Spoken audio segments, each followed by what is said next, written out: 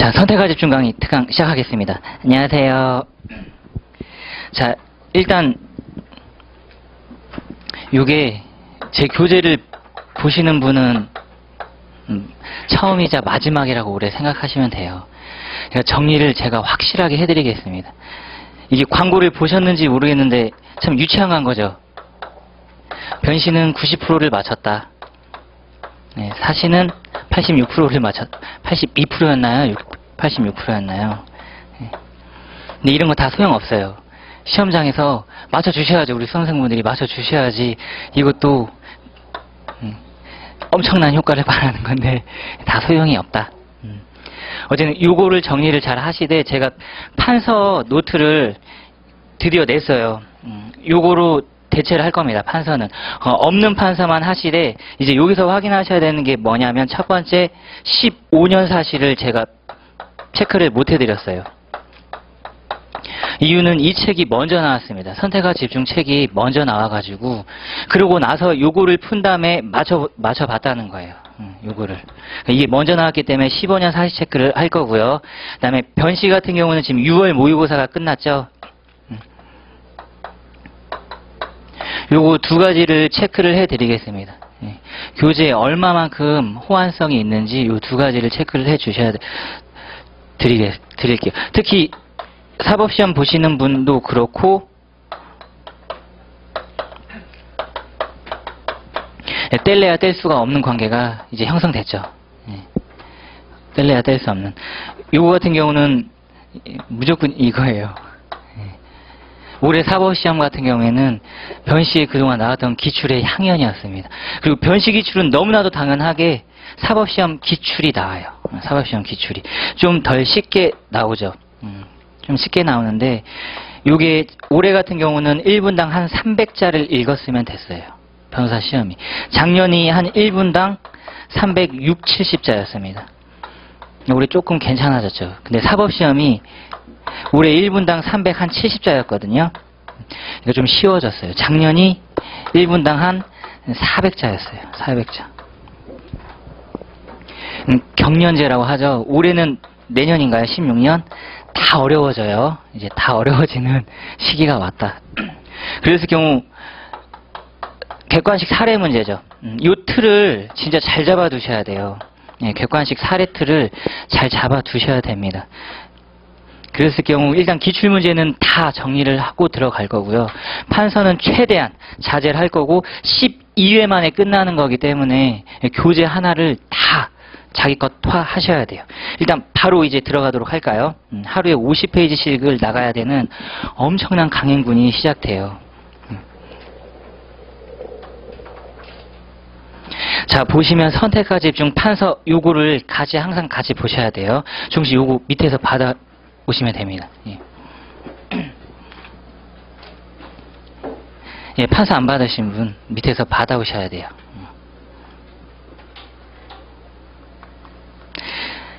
자, 보시면 민법 총칙 2페이지입니다. 2페이지. 이런 거는 이제 아니요. 선택과 집중 판서 노트 2페이지. 요거를 먼저 개괄적으로 본 다음에 교재를 들어가도록 할게요. 예, 그거는 밑에서 나눠드리니까요. 예, 받아오시면 돼요. 항상 그랬지만 저도 그랬어요. 안 받아왔죠, 책을. 예. 자, 보시면 자, 민법 총칙 개간 2페이지입니다. 2페이지. 잘 보셔야 돼요. 이런 게 진짜 기본기이면서도 중요한 내용들이에요. 자, 갑 매도인, 을 매수인 계약 체결을 했다. 자, 계약의 포인트를 항상 맞추는 거죠. 그럼 그러한 계약이 성립하는 요건들을 살펴보되 당사자 목적 의사표시입니다. 2번.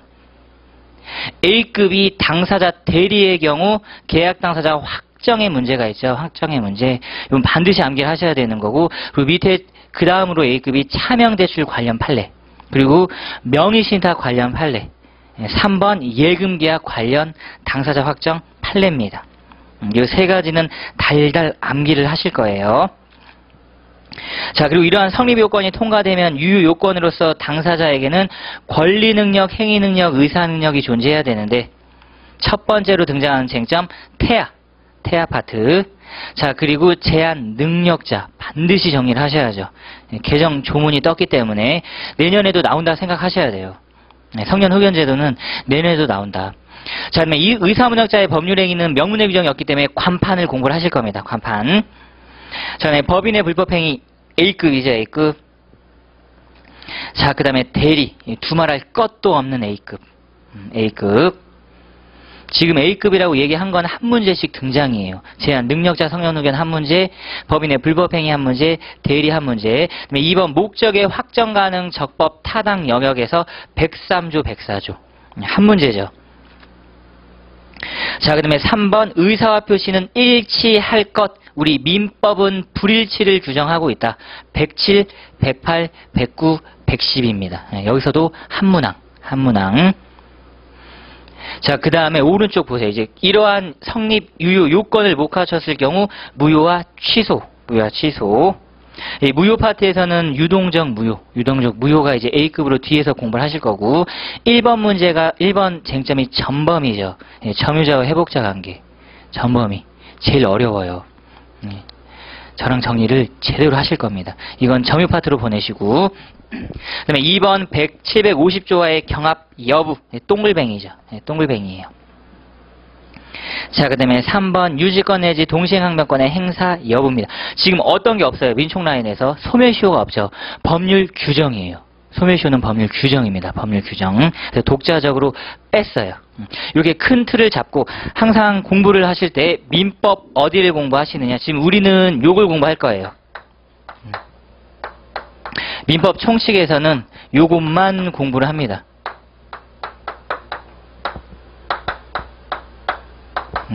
요게 민법 총칙이죠. 계약의 유효한 성립 요건. 근데 그 전 단계로서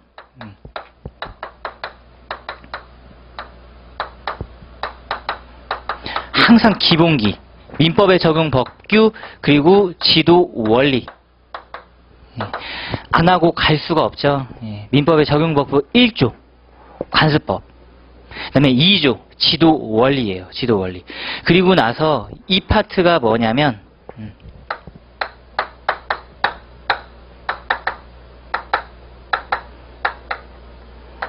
바로 모든 교재에서 보시는 권리 변동 파트입니다. 자, 민법을 정리하실 때 질문을 두 가지로 끝내실 줄 알면 민법 공부는 끝이에요. 자, 첫 번째,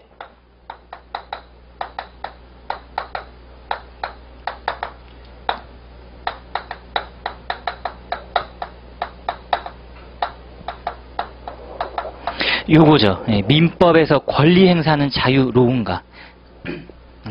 민법에서 권리 행사는 자유로운가?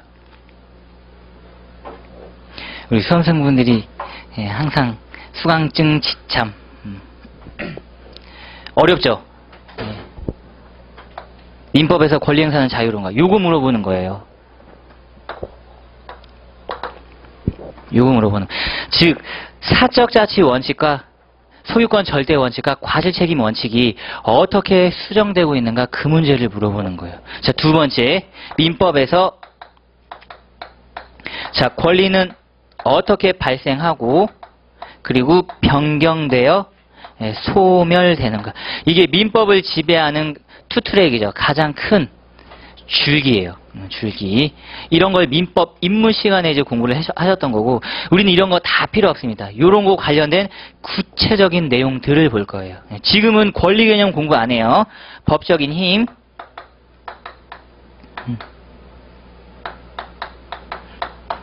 요거 주체들을 공부하는 거죠. 발생 원인. 요 발생 원인 중에 우리는 계약을 볼 거예요. 계약 말고 또 뭐가 있나요? 이게 있죠. 법률 규정. 요게 사무관리 부당이득 불법 행위입니다. 사무관리 부당이득 불법 행위. 계약 강론 파트에 있죠. 그러니까 지금은 우리는 계약의 포인트를 맞춰서 유효한 성립요건 일반 통칙을 공부를 하실 거예요. 그 첫 번째 적용 법규 관습법 이제 보도록 하겠습니다. 관습법 쟁점 바로 들어갈게요. 민법의 의 공부 안 해요. 각자 하시는 거예요. 민법의 개념도 각자 하시는 겁니다. 사인 대 사인간이죠. 사인 대 단체간, 단체 대 단체간. 단체 대 단체는 행정법이라든지 상법으로 보내시는 거고, 개인 대 개인의 포인트를 우리는 맞추는 거예요. 그게 민사죠. 다툼. 자, 이제 교재 가도록 하겠습니다. 선택과 집중 교재 3페이지. 3페이지. 민법 전반적인 틀을 항상 그 안에서 어떻게 들어가는지. 자, 3페이지 관습법과 사실인 관습. 별표 하나짜리죠. 이거는 모두들 다 알고 있는 내용들이기 때문에. 자, 출제 포인트 보세요.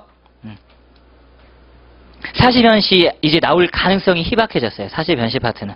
자, 보시면 민법의 개념을 정리함에 있어 관습법만큼 좋은 쟁점은 없다. 2000년 이후 2번 사법시험에서 출제됐고요. 변시는 아직 출제가 안 된 상태죠. 자, 근데 요 전원합의체 판결, 요거는 이제 정리를 가족법 파트에서 하셔야 돼요. 이게 올해 변시에서 등장을 먼저 했습니다. 변시 파트에서.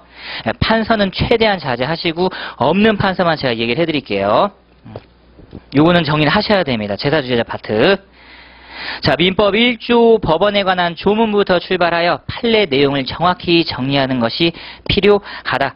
그러니까 요 조문 암기는 무조건 하셔야 되죠. 1조. 자, 민사. 이게 바로 개인과 개인, 개인의 단체 간의 분쟁입니다. 분쟁. 사인 간의 생활 규범 분쟁. 자, 그 법률의 규정이 없으면 관습법에 의하고요. 관습법이 없으면 조리에 의한다. 요 조문부터 시작하셔서 첫 번째. 법률에는 형식적 의미의 민법뿐만 아니라 민사에 관한 특별법 및 법규 등을 싹 다 포함하고, 교재를 보면 국가 간의 조약도 포함된다. 딱 이렇게 얘기를 하죠. 국가 간의 조약도 포함된다. 그리고 나서 요거와 차이점입니다. 자, 185조를 보면 185조에는 법률 또는 관습법이라고 돼 있어요. 또는이죠. 또는. 대등효예요. 요거는 그래서 대등효입니다. 여기서 말하는 법률은 두 가지예요. 이것만 들어간다. 자, 그리고 대등효가 통설입니다. 대등효가 통설. 이게 185조와의 차이점이에요. 차이점. 모르는 내용 위주로만 판서를 하시고요. 그다음에 없는 내용 위주로 판서를 하시고. 자, 그리고 나서 법률은 우리가 앞으로 공부를 할 거니까 관련 관습법. 의미 성립 요건. 자, 가번과 나번 깡그리 암기를 하셔야 되는. 이거는 나와야 안 나와야 본전이에요. 안 나오기를 비셔야 돼요. 나왔는데 틀리면 위험하죠. 자, 일단 누가 관습법이 뭐냐고 물어보면 깔끔하게 정리를 하시는 겁니다. 키워드 위주로 체크를 하세요. 키워드 위주로. 자, 첫 번째 줄 사회에 거듭된 관행. 첫 번째 키워드죠. 사회에 거듭된 관행. 생성된 사회생활 규범이 두 번째 키워드 사회 법적 확신. 두 번째 키워드. 자, 3페이지입니다. 교재 3페이지. 두 번째 키워드. 그리고 나서 마지막 세 번째 키워드 법적 규범으로 승인 강행. 법적 규범으로 승인 강행. 자, 법적 규범이 가장 중요한 키워드죠. 법적 규범이라는 점. 자, 현재 이러한 관습법은 성문법의 발달과 함께 그 역할 기능이 점차 축소입니다. 네 번째 키워드 축소. 자, 여기에 나번, 양으로 나번, 판례가 요건을 추가해 주셨죠. 판례가. 그 판례 요건이 가장 까탈스러운 첫 번째 줄. 자, 법적 규범으로 승인되기 위해서 판례가 요건을 하나 추가했는데 첫 번째 키워드 헌법을 최상위 규범으로 들어가야 된다. 바로 종중판례였죠. 헌법을 최상위 규범. 요건 추가입니다. 요건 추가. 전체 법 질서에 반하지 아니하는 것으로서 정당성과 합리성. 두 번째 키워드. 두 번째 키워드. 이게 바로 요건을 추가했다는 거예요. 따라서 그렇지 않은 사회생활 규범은 비록 그것이 사회에 거듭된 관행으로 생성된 것이라 할지라도 이를 법적 규범으로 삼아 관습법으로서의 효력을 인정할 수 없다. 이제 엔드 요건이라는 거죠. 오어 요건이 아니라 엔드 요건이에요. 암만 법적 확신을 갖췄다 하더라도 정당성, 합리성 없으면 과세법 효력이 없는 거고요. 헌법 최상위 규범으로 해서 헌법 준수가 안 되면 날아간다는 겁니다. 예, 이쪽에 앉으시면 돼요. 예. 한국의 코리안 타임은 항상 예, 확실하죠. 예, 여기 천천히 앉으세요. 네. 몇 분이 더 있는데 예. 괜찮아요. 저도 항상 약속 시간 잘 안 지키니까 예, 괜찮습니다. 교재 지금 3페이지 보고 있어요. 양로 4번. 자, 그래서 세 번째 줄 보시면 다시 정당성과 합리성 밑에 사회 거듭된 관행으로 암만 생성돼 봤자 소용이 없다. 나아가 더욱